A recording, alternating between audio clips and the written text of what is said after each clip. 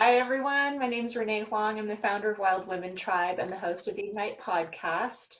We have been Zooming in the last couple weeks and sitting down with community leaders and collaborators talking about topics that really matter to us right now. Today is happy hour, and I'm excited to join forces with Kelly and Nina. Say hi, ladies. We're raising a cup. It's happy hour. We're going to yell less, play more today. And we're inviting everyone to bring a little bit of fun to the table as well. We'll be learning some tools and tips and resources for how to bring more play and levity to our time right now. So we will get started. The way that this works is we have a little bit of a grounding meditation just to get ourselves centered and focused on the present. So why don't you, I'm going to hit mute right now. Why don't you find a comfortable position, whatever that might be, sitting both on the ground, curled up in a chair, lying on the grass, it doesn't really matter. Just make yourself comfortable. Close your eyes and allow yourself to really sink into your breath. Let the thoughts and worries and timelines and busyness leave your body with each exhale. And as you inhale, allow yourself to get filled with a sense of calm, a sense of returning to yourself, and exhale the things that are on your mind right now, your concerns. Upon your inhale, imagine sending your energy up high above your head, like 300 feet up in the air, and connecting with the light, the source, the universe, the God, whatever it is that helps you feel centered. And imagine that light coming down with each inhale into your body, through the crown of your head, through your face, and flowing down into your shoulders, and your chest, and your back. With each inhale, imagine that light filling you and grounding you and flowing down into your hips and your legs and your feet. And at the same time, imagine your energy reaching down into the earth, into that grounding, deep, comforting earth energy as it rises up through your feet, into your legs and your hips, and your torso, and your back, mingling with that beautiful, sparkly light from above. And as those two energies mix within you, let your breath take on a life of its own and relax into a cadence that feels comfortable to you. And think of an intention that you want to bring to your time today with Kelly and Nina as we sit down and learn more about how to tap into our playful side and create space for ourselves so that we can be of better service to our loved ones. Take a couple more breaths. And when you're ready, go ahead and open your eyes.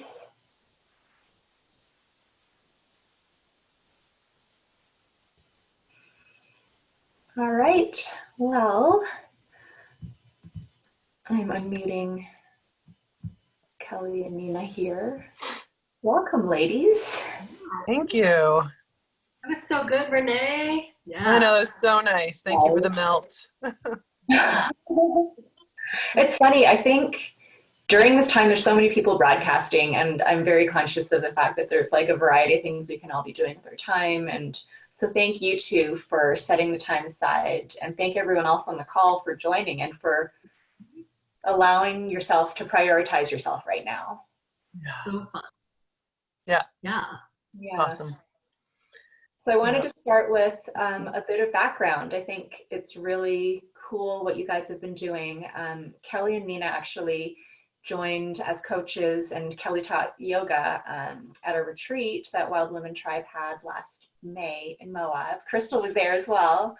So it's really cool to see the evolution of you as coaches and see your vision crystallize. And so I'm hoping you can give me a little bit of background to how you guys were drawn into this of coaching and sharing with other parents and moms, and then to each other, how you partner together.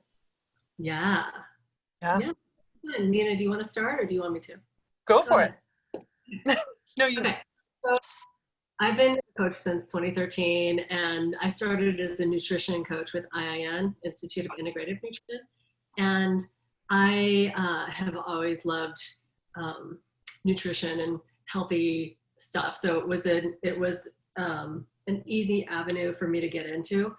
But then my passion in that solidified when I was diagnosed with a chronic progressive disease called pulmonary hypertension. And if you don't know what that is, it's like it sounds, it's hypertension, but it's only in your lungs. So there's no cure, it's progressive. People that are diagnosed tend to only live for about 7 years post-diagnosis. And that was in 2009, so it's been 10 years. And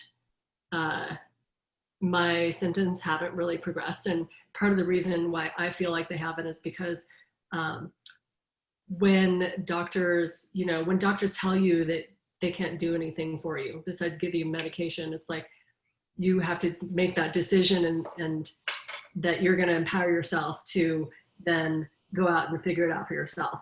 And so that pushed me into coaching and learning more about myself so that I could help myself.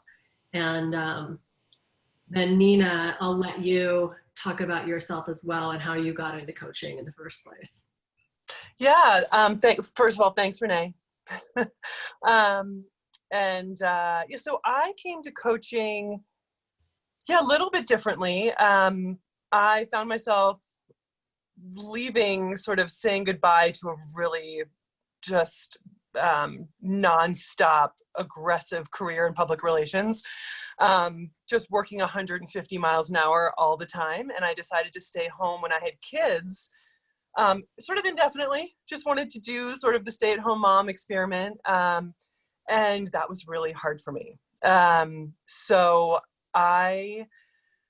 it got to the point where I had to kind of figure out, I just wasn't really proud of the way I was approaching every day. You could tell that I wasn't in alignment, that staying at home was where I wanted to be. I wanted to share the special time with my kids, but I was not showing up in the way that I wanted to show up.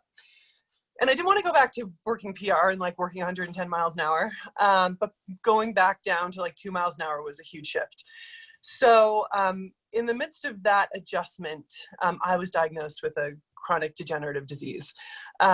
So my headspace to begin with was chaotic and unstable, and being diagnosed with a disease that has no cure and really no plan of care was really frustrating and really rocked my world. I'm not an unhealthy person. This was big for me. So it got to the point where I realized I had to sort of clear all of this up. I knew that it was up to me to get in the driver's seat and live the life I wanted to live, and stop waiting for something to fall in my lap, something to magically happen, to feel in alignment, to feel fulfilled. So I came across coaching from a friend who's a coach and now a mentor, who talked to me a little bit about mindset coaching and what, minding your mind, and what happens when you take control of your thoughts, and that your behavior and your attitude is the only thing you can control in this life. And I was like, okay, I gotta stop being a passenger. I gotta show up here. I want to feel like badass. I don't want to feel like a victim or woe is me. It was not a lovely place to be. So I came to coaching. I was credentialed through a different organization than Kelly was. I came to coaching really more for the mindset piece, the psychology behind coaching. And Kelly and I both live in Park City, and we were coaching separately, and we're friendly, just casually friendly through our children. And we were just talking one day, and we were like, wait, you're a coach? I'm a coach. Who do you work with? Wait, I work with moms too. Wait, we should collaborate. Like, let's figure out a way to work together. And ever since then, it's just been fireworks and rainbows and cupcakes. Just kidding. Hasn't been that lovely. Nina thinking she's Kelly, Kelly thinking she's Nina. We are so much better together. I just feel like the luckiest person on the planet to have a business partner and really, really, really good friend in life now. I mean, we're an awesome team. So that's awesome. And I love that you guys both came upon your voice, finding your purpose and your passion through hardship, like through really tough life situations where you could have been victim mentality, like you could have victimized yourself, but you turned it around and you both kind of approached it from a place of empowerment. Talk to me about how that is like a really fundamental part of the whole yell less, play more model that you preach and teach. Yeah, so a lot of moms come to us because they're not necessarily sure what they want, but they're like, I don't want this. I don't want what's happening, right now. And so it's really fun. Sometimes we have to work backwards, or sometimes our clients know what they want, or they think they know what they want. And then we dig deeper with the whys and the whys. And I think that that's attributed to Nina and I, and having to figure out for ourselves, where we wanted to take our diagnosis and our life, from knowing like, okay, I was just told this, what am I going to do with that? Because I'm not going to accept the diagnosis in the way that they're saying, like, we can give you drugs when you need drugs. It's like, that's not going to work for me.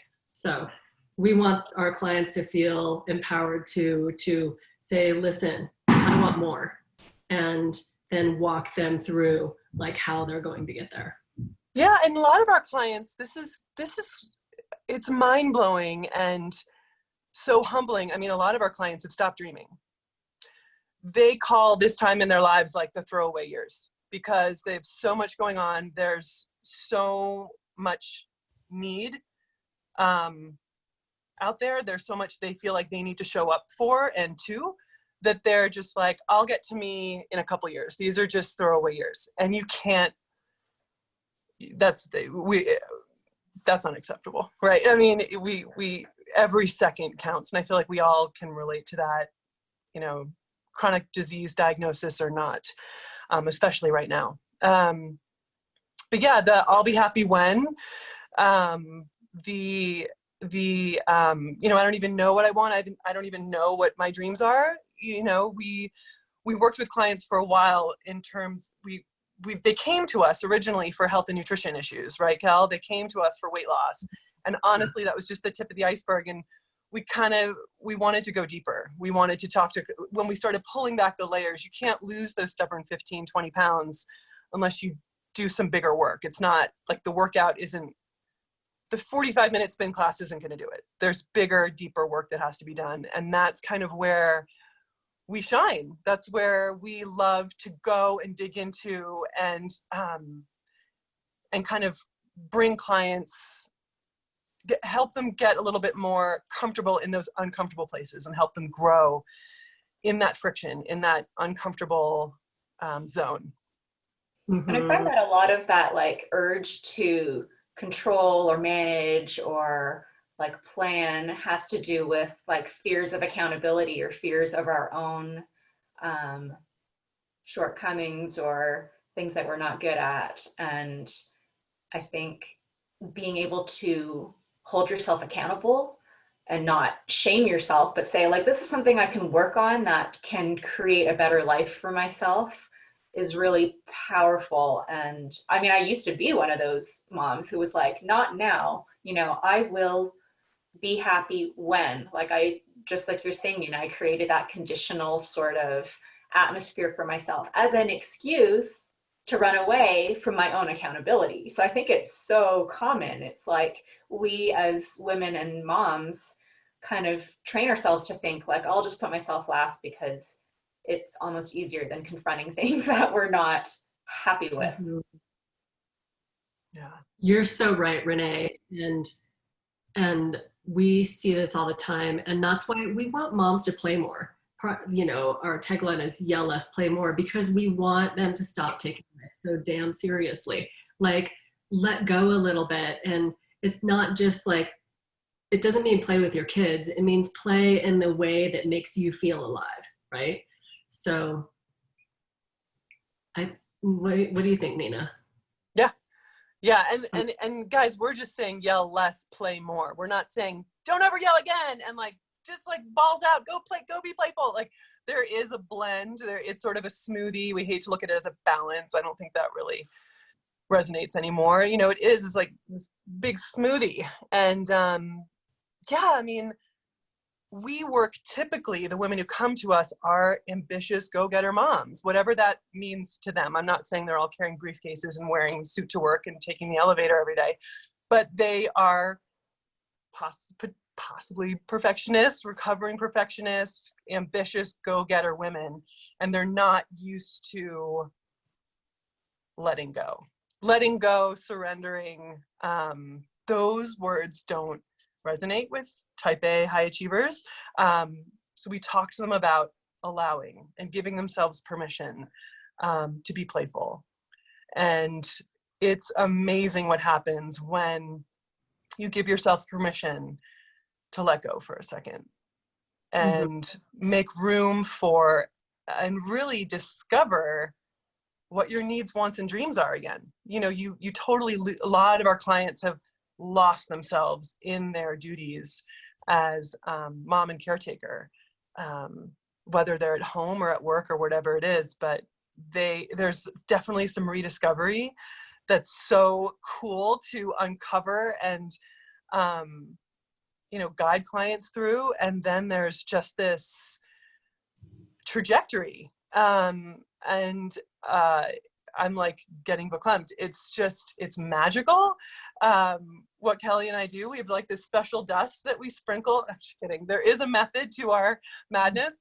But it is so humbling, and just, it's such an honor to work with these women and have them like let go to you, with you. So yeah, it's amazing. So if you have some tips that you want to roll out for us, or exercises that you want us to do, I think now would be a great time to play a little and explore. Yeah. Okay. So when we work with clients, a lot of times we bring in like visioning, but not in the sense of like a woo-woo way, in a sense of like everything that Nina and I do has scientific background to it, and it's scientifically proven, you know, to work in a bigger sense. And so when we vision, we know moms don't have time to vision for like, you know, half an hour on stuff right away. We save that for later. If they want to go that way, that's great. But we work with a vision that's like, you know, 2 to 3 to 5 minutes on a regular call. And then we can even do like a, you know, 1.5, 2 minute vision here. And what we're looking for, a lot of times we look out 3 months or 6 months and be like, okay, where do you want to be? Like, what's the desired outcome? And so we're going to do that with y'all today, just like looking at tomorrow and what do you want tomorrow to look like? So let's go ahead and just get into that. Close your eyes and just start to feel your feet on the ground if your feet are touching the ground, or your sit bones in your seat if your sit bones are touching the seat, so that you can feel like that support that you have underneath you. And it's always there waiting for you to notice it, right? And look into tomorrow and how that's going to look for you and how you want it to look. And it can be like the way you want to be tomorrow, the way you want to feel tomorrow. If you have something going on, how you want to show up to that thing. So it's just seeing in your day tomorrow what you want to come in as, whether it's like have more peace or more presence or feel more alive, and just notice what's coming up for you for a moment.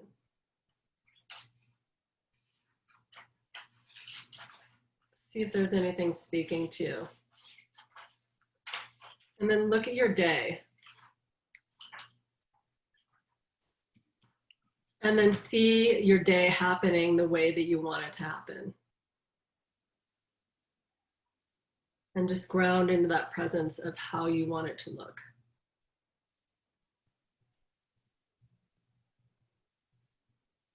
So if you want to be more calm, it's like coming in with that presence that calm is contagious. So when you're more calm, whoever you're around is going to be more calm. Or if you want presence to be like really open or awake in your life, just noticing all those little things that happen, those little things that add up.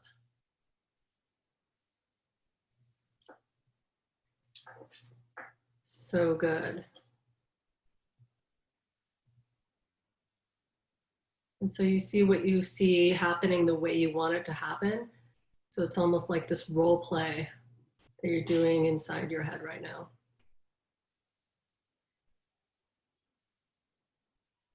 And then when you're ready, you can just open your eyes.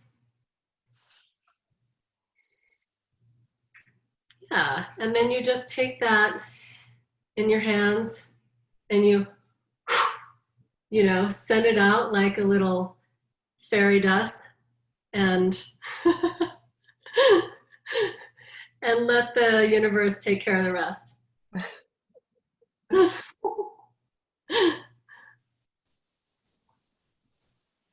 I love that. So do you do that every day? Every day. Yeah. Yeah, and it's just, you know, it's not even that long. It's like once you start doing it all the time, it's just like, you know, I just do it before I even get out of bed in the morning when I'm laying there. And I'm just like, you know, we get to lounge around in bed a little bit at this point. So just laying there and thinking, yeah, what do I want it to look like today? Well, and I love that, like taking the mysticism and the formality out of meditation. Because so many times you think like, oh, it has to look like this and it has to be like clearing On the cushion. Yeah. And it's great to meditate in bed when you're already like snuggled into the covers and feeling comfortable. And so I love knowing that it doesn't have to be anything that it's not, right? No, nothing has to look a certain way right now. Yeah, I'm not saying that. It never has to look a certain way because we get to make the choice. Like every single day we get to wake up and decide, how do I want it to look today? Like it can be anything I want it to be. Like how do I want to show up? Like how do I want to be with my kids, with my husband, you know?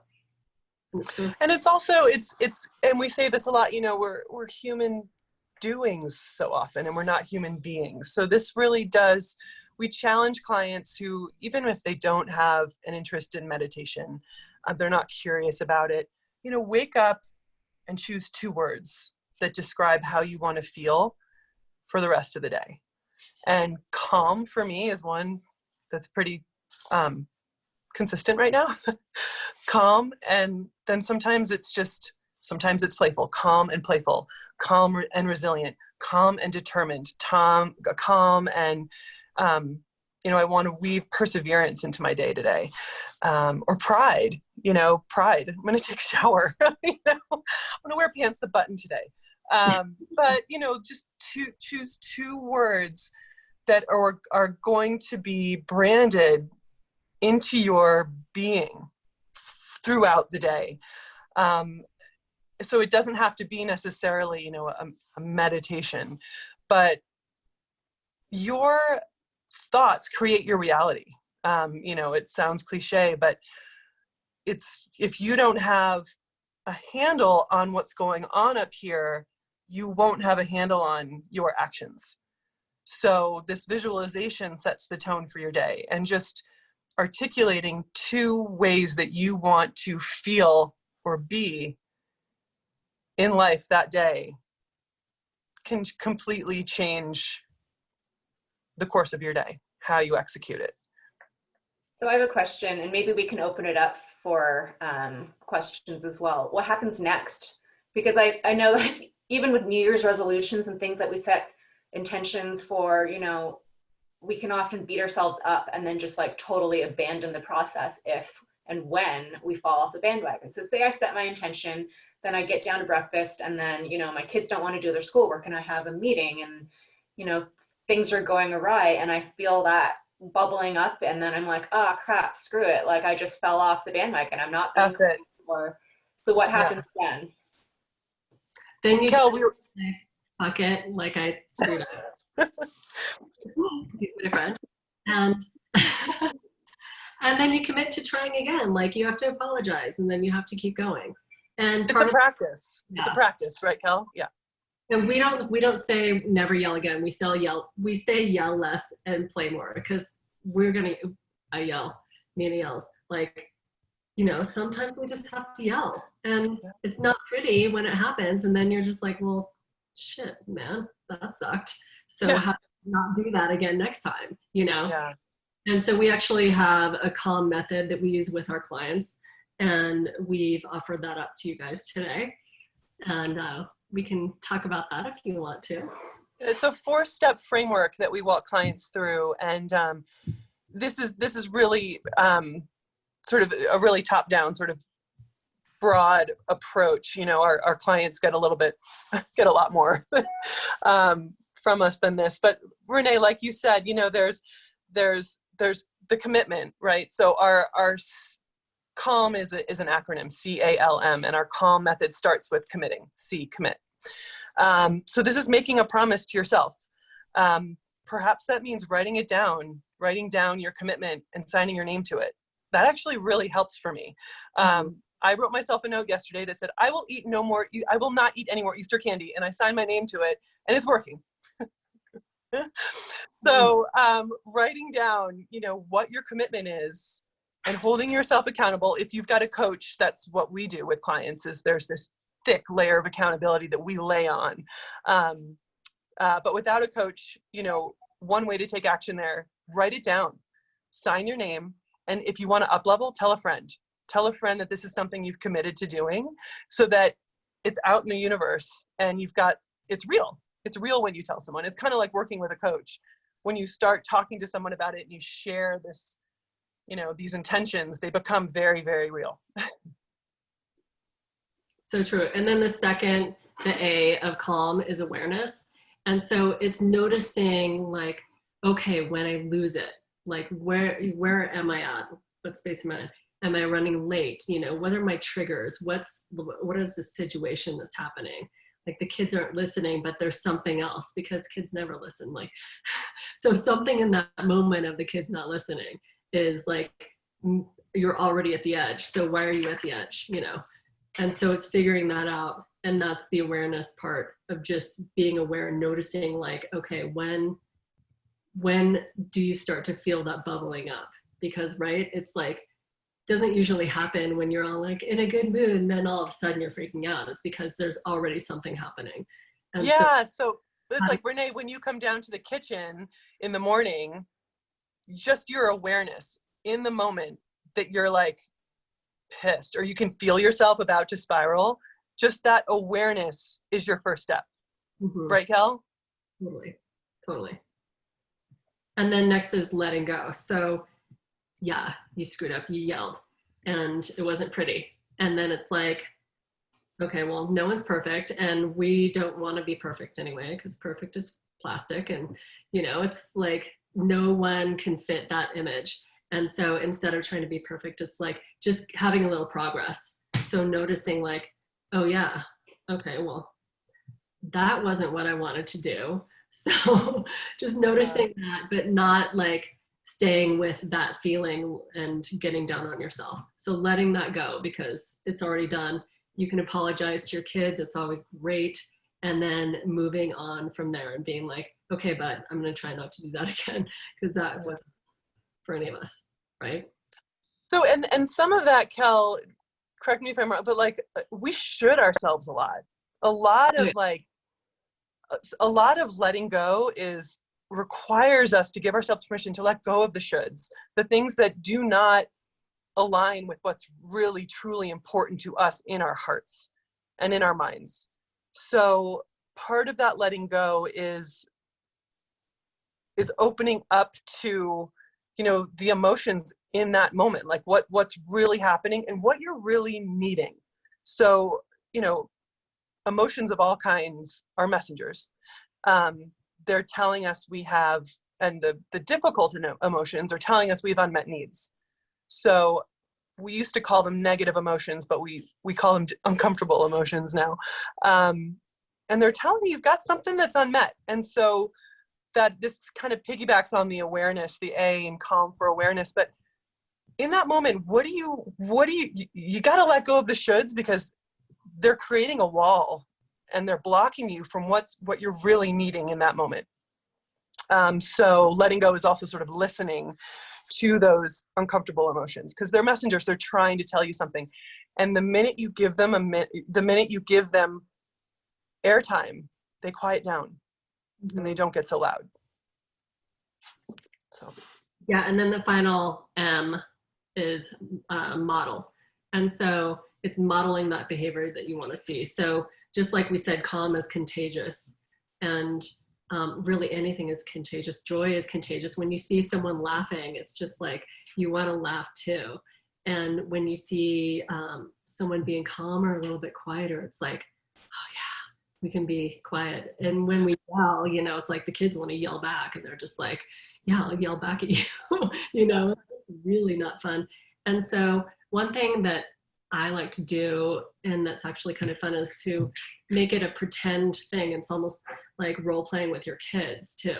And so you can model the behavior that you want to see, but also like talk to your kids about the fact that you don't want to yell, that you're trying not to yell. That's something that you're working on. And this is something that you want them to work on too. And so you do it together and it's kind of like, we're going to work on this together. And so let's pretend like you yell at me, you know, and see how it feels. And, you know, you be the parent and I'll be the kid and I'll be like not listening. And then, you know, and it's like you almost make a game of it so that the next time you go to yell at them, they just laugh at you because they're just like,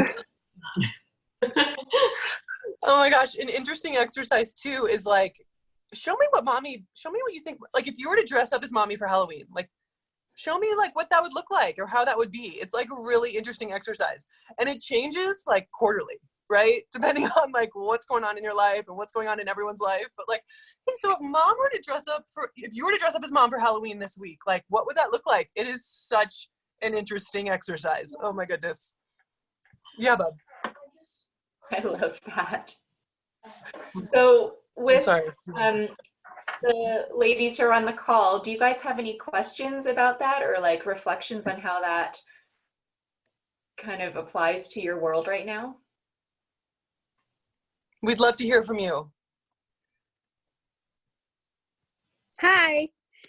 hey, I think the part that this is where I usually take a turn for the better. I've learned a lot. I've also had health issues and I've been contracted and a lot of fear and I've had to get around that. And that the first place where I really found myself making ground was being vulnerable and honest and with myself and with everyone else around me, and not necessarily even naming my emotions, my outbursts, my frustrations as good or bad, but just as this is how I am feeling right now, and asking for, you know, a little bit more from your kids, because I think it's such a huge lesson for them. You know, I think we get in this space, you know, especially with kids, of am I being the best model? Am I being the, greatest example am I? But for me, having girls and going through some of the things that I've gone through lately, my biggest gift to myself and to them is being real and not trying to change it. So that's all. Jody, that's so good. And it's so, what you said about not really labeling is so great. That whether good or bad, because, we want to move this energy somehow. And it's, we don't want to stuff it. We want to like move it out, right? So it's like, yeah, if you're feeling that energy, like what can you do to channel it, in a way that's going to be beneficial for everybody, instead of, just like, or you can even, say, okay, I'm feeling like I'm going to blow. This isn't going to be pretty, Yeah.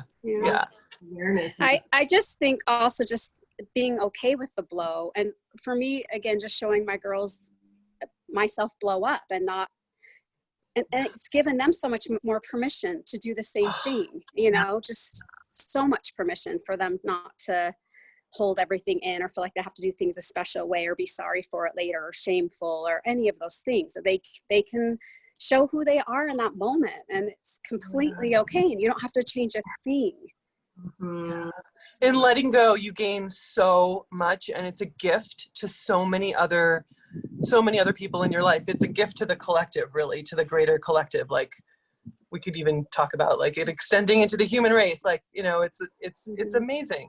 It's amazing. It's tricky. It's tricky. Yeah. Tricky is one way to put it. It's really hard. It's not easy to be vulnerable. It's not easy to let go. Yeah. I'm coming in hot here. I've dealt with some of this. And like Kelly's sat right next to me through so much of this journey. But Kelly and I have a couple queens that we worship, and one's Glennon Doyle. And she says, didn't I just email this to you, Kel? How like our children don't need us to save them. They need to see us save ourselves. Yeah. I mean, like, so yeah. And that means the good, the bad, and the ugly, not just like, Totally. oh, I'm okay. I'm going to, I let my girls, because they were older and a little bit more capable, see all of it, because I wanted to have them see somebody get through hard things and what it really looks like, so that when they have to face the same thing, they know that it looks hard and it is hard and it's not always pretty, and it's okay. About being perfect or having all the answers or not showing vulnerability. In fact, it's like being okay with all the imperfection and healing is messy. Healing through it. Yeah, healing is totally messy. And I think the way to model it, like you guys are talking about, is by just living it and not shielding our kids from so much of it and attaching like the good or the bad or the shame or the negative emotions to it, but showing how we emerge on the other side from it, right? Yeah, you kind of give your kids and family and friends permission to show up for you when you let go and be vulnerable too, right? I mean, they want to be there for you. It feels amazing to give, to be there, to support someone. And when you say you've got it all the time, I don't know. It's a big aha moment when you can be vulnerable. One of the biggest, I think. Did you have something to add, Sarah? No, I'm just like agreeing with everything you guys are saying. I love it. So good. I've been thinking a lot about that lately, especially what Glennon says, and her book is like my Bible lately. Especially just being home, like with the kids right now. And my husband is away for an extended period of time. And so I'm alone doing everything myself. And I've just found myself like with like a renewed sense of anger that I thought I had the handle on, and it's definitely started coming back again, and it makes sense. But I've like had a couple of breakdowns, and I started to feel like, you know what, I think it's just good that the kids like see me fall apart and put myself back together, than not have them see me fall apart at all, but just see like the anger. And actually yesterday when it happened, I think it was yesterday. What day is it? Groundhog Day. My girls came and like, hugged me and like consoled me. And I was like, felt like I was the kid and like they were the parents, but I didn't feel like it was like an unhealthy dynamic. It was more just like mom falls apart too. So like, and then later on, like they fell apart and it was like, we fall apart and then we put ourselves back together. Like that's how it is. And so I love everything you guys are saying. So good. Oh, thanks, Sarah. No, and like, I think that those are magical moments when my kids can come and give me a group hug. It's unforgettable, right? What if you hadn't given them that opportunity, right? I mean, if they only saw the rage, like they don't understand, like it's so confusing, you know? But I was like, I'm so mad because I'm doing everything and I'm pissed, but you know? Yeah. I'm totally relating to you. Well, and I think that sometimes we feel like we have to protect our kids and we don't realize the wisdom that they have, even if they're little, you know, and in some ways, like they're more tapped in and understanding of like the fluid flow of emotions than we are, because we've tamped a lot of that down and buried it and like become accustomed to the shoulds that we should present or whatever. And so I think they can be some of our greatest teachers in some ways with like the fluidity with which they flow between emotions. So I love what all you guys are saying about, you know, honoring yourself and being raw and letting your kids see it, because I think in the end it shows them compassion and it shows them contrast and like just how to be a human. Well, I think too, there's like a stigma when it comes to anger, that it's wrong, that you can't, that it's really wrong. Like, you're so angry, and you're like, shameful. Yeah, I'm angry. I'm like bumming right now. Yeah. But you know, these uncomfortable emotions, you know, there's research that shows if you let yourself feel it, you let these emotions run through you. Emotions are like weather, they pass. They're just trying to tell you something. So you got to listen to them. If you let them roll through you, I think it's something like 90 seconds or 100 or like 120 seconds of real discomfort, and then they pass. You know, so if you let yourself feel it, you don't want your kids to bottle this stuff up. You know, you don't. It's just, it passes. They pass like weather. So true. And I think we're really breaking some big patterns that are passed down, you know, from our parents' generation. I mean, I don't even remember being allowed in my parents' room. I hardly saw any emotion until the shit really hit the fan. And then when it did, I didn't have the tools because I never saw any of it. And then all of a sudden, there it was. So, you know, hats off to all you ladies for doing this work, because the work that we're doing is getting passed down to our children, and they're going to have this gift early. I know I didn't have it. We're doing a lot. We're doing some hard work right now. I so agree. It's so true. I love like what Renee said about coming with the honesty, and like when we talk with our clients, it's like, how do you want it to look? Because it can look any way you want it to look, and it's just getting clear on that, and then taking the steps to get there, which I love. So fun walking along the journey. I love the slime in the background. That's what I'm loving right now. Photo bomb. Yep. So do you guys have any questions specifically for Kelly and Nina, or do you guys have any other tools and resources that you want to share as we wrap up? Sorry, I have slime going on in the background. I'm looking at Aben too. Okay, hold on, let's like 2 minutes. Okay. Well, we're giving away this framework, our CALM method, a link I think Renee will send out. So if you guys want any more information or details, or you want to get out there and start practicing it, there's, you know, we kind of spell out what each letter stands for, and then there's an action item, an opportunity to take action on every single letter. So you're not just reading, we're not just giving you more information, we're actually giving you like the navigation system. You can actually get out there, stop wondering, and start doing and practicing some of this stuff. And see what happens. We want to hear from you, and let us know sort of what's going well, what you're bumping into, and yeah, we can all yell less, play more. Yeah, especially right now. I put the link in the comment bar, like on the side here, and I'll put it in Facebook, our Facebook event group as well. What handles should people check to get in contact with you or to follow you? Yeah, we're at kellyandnina.com or at Kelly and Nina on Instagram and Facebook. And Kelly, Yeah, you can find us. Yeah, and we coach clients one-on-one, typically by application only. So, if you're interested in just sitting down for a discovery session with us, learning more about our approach, our method, let us know, reach out. We're here for you. And we'd love to, help make your dreams come true and, live the life you're worthy of living. Awesome.